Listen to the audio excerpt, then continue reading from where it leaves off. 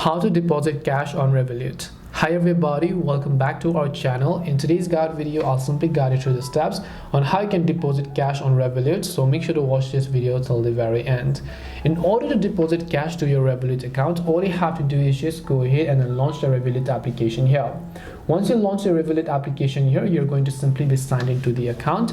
Then once you're signed into the account, what you want to do is just tap the add money button. Now if you want to deposit cash, you have to tap on add money, and before you are able to add money, you have to verify your identity. Now because in my case my account is not verified, when I tap the add money button here, it will ask me to verify my identity because it failed to verify it. So I'm just going to tap and try again, make sure to fill in my details and so on. Once I verify my identity, I'm going to be taken to the page where it will ask me to enter the payment method that I want to use to deposit cash to my Revolut account. Once I've done that, I would have successfully deposited some amount of cash to my Revolut account. And that's it for today's video on how you can successfully deposit cash to your Revolut account. Hope this video was helpful to you guys, and if it did help you, make sure to leave a like and subscribe to the channel. And if you have any questions, then feel free to leave them down. Thank you for watching and see you soon in the next video.